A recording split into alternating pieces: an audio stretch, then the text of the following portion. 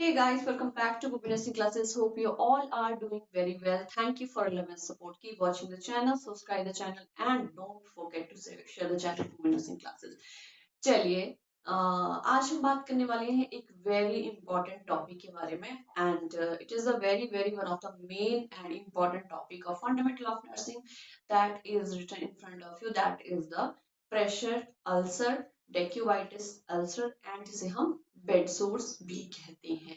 ये क्यों इम्पोर्टेंट है? Because when patient needs a long term care, तो लॉन्ग टर्म केयर में सबसे ज्यादा मेन डिजीज कंडीशन के साथ साथ उसका जो फिजिकल सिम्टम्स जो है ऑन द जब पेशेंट लॉन्ग टाइम के लिए बेड पे रहता है तो उसे और कई ज्यादा स्किन इश्यूज होने के चांसेस होते हैं। तो चलिए आज हम बात कर लेते हैं नए टॉपिक के बारे में, that is the pressure ulcers and it is the very main topic and why it is important because in long term care patient needs very cautionly care about the skin infections that in और उनमें skin infection में सबसे ज्यादा आता है हमारा pressure ulcer जिसे हम बेड सोर एंड डेक्यूवाइटिस अल्सर भी कहते हैं। चलिए देख लेते हैं क्या है डेक्यूवाइटिस अल्सर।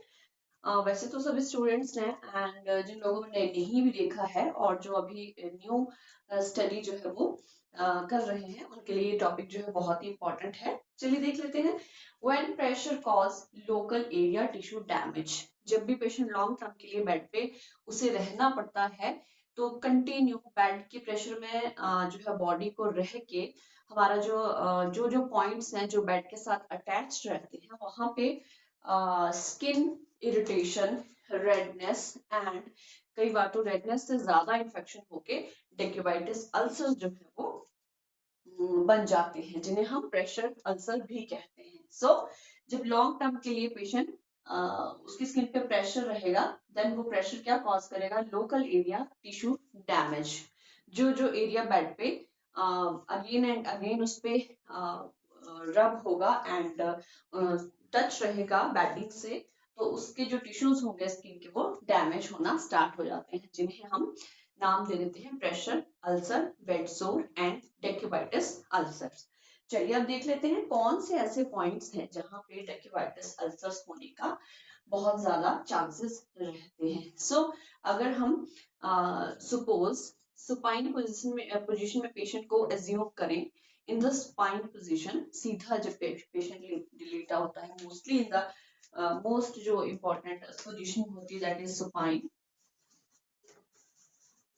तो उसमें कौन कौन से रहेंगे? हेड टू टो एग्जामिन करेंगे, back of the head and year. This occipital area and the year, अगर वो भी even this side and this side तो ईयर को भी क्या करेगा? स्किन को डैमेज करेगा। देन शोल्डर्स, ऑब्वियसली शोल्डर्स में भी चांसेस रहेंगे, चांसेस नहीं मोर प्रोन। देन एल्बोज भी बेड के साथ अटैच रहेंगी। Then lower back and buttocks, then inner knee point and main the ankle bony area, ankles में भी बहुत ज्यादा। ये ऐसे पॉइंट्स हैं जहां पे प्रेशर अल्सर जो है मोर प्रोन बहुत ज्यादा जो है पेशेंट को होता है। पेशेंट की पोजीशनिंग जो है सभी को पता है प्रेशर अल्सर्स में जो है पेशेंट की विद इन द 1 to 2 और मेनली 2 आवर्स के बाद पोजीशनिंग जो है वो चेंज होनी चाहिए।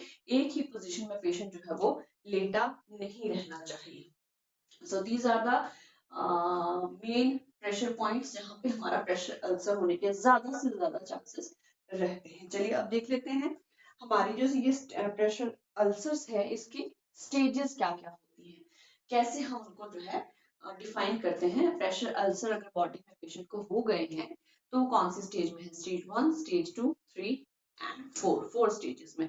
अब इन 4 स्टेजेस में हमें ये देखना है दैट जो भी हमारा पार्ट डेक्यूबाइटिस अल्सर्स से अफेक्ट हुआ है तो उस पार्ट में जो है कितना उसमें हमारा स्किन जो है वो उसमें इन्वॉल्व हुआ है। On the basis of that we will divide the stages of bed sores. चलिए पहले देख लेते हैं स्टेज 1। इन स्टेज 1 हम देख लेते हैं, यहाँ पे आ जाता है non blanchable redness of the area. Skin क्या होगी, नॉन ब्लैंचेबल, टूटी हुई नहीं होगी, सिर्फ रेडनेस ऑफ द एरिया होना शुरू हो जाएगा। That is the stage 1।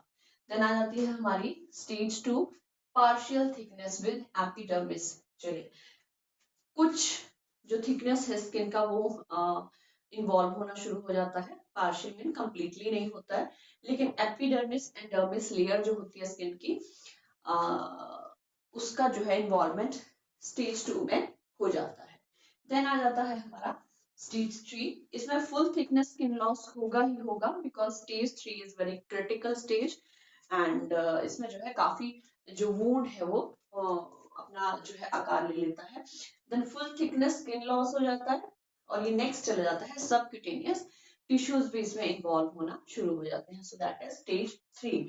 Now stage 4 is the critical A+ stage, means critical से मोस्ट क्रिटिकल स्टेज जो है वो स्टेज 4 है। इसमें फुल थिकनेस स्किन लॉस होता है with damage to muscles, bone जो है वो दिखना शुरू हो जाती है, एंड जो सपोर्टिंग स्ट्रक्चर होता है एरिया का वो भी अफेक्ट होना शुरू हो जाते हैं। फर्स्ट कलेक्शन हो जाता है, मीन्स यहाँ पे आके जो हमारा डेक्यूवाइटिस अल्सर है वो बहुत ही कह सकते हैं हम पीक लेवल जो है वो उसका हो जाता है, एंड पेशेंट जो है वो अपनी डिजीज कंडीशन के साथ साथ डेक्यूवाइटिस अल्सर की पेन एंड जितना भी उसको प्रॉब्लम्स हैं वो सफर करना शुरू कर देता है। So this is very important topic. Pressure ulcers में होने ही हमें इतनी पेशेंट को केयर देनी पड़ती है ताकि पेशेंट इस स्टेज में जाए ही ना। अगर स्टेज 1 में भी पेशेंट है तभी हमें उसे उसकी पोजीशनिंग, उसके केयर, जो प्रॉपर जो टैल्कम है वो, एंड उसका प्रॉपर क्लीनिंग जो है पेशेंट का वो करना शुरू कर देना चाहिए। मॉइस्चर से उसे बचाना है, रबिंग जो है, फ्रिक्शन से उसकी स्किन को जो है हमने बार बार बचाना है, पोजीशनिंग जो है वो बहुत ध्यान से देनी है। So this is the pressure ulcer, bed sores and dactyvitis ulcer। चलिए, अब एक क्वेश्चन मैं भी आपसे पूछ लेती हूँ, कौन सा स्केल है जो डेक्यूवाइटिस अल्सर्स और प्रेशर अल्सर्स को काउंट करने के लिए यूज किया जाता है? Please message in comment box and support पूर्वी नर्सिंग क्लासेस। जिन भी बच्चों ने ओल्ड क्लासेस और शॉर्ट्स नहीं देखे हैं, please go through the channel and watch all the beautiful shorts and video. Stay connected with Purvi Nursing classes. Many more videos are coming to you. Thank you. Have a nice day.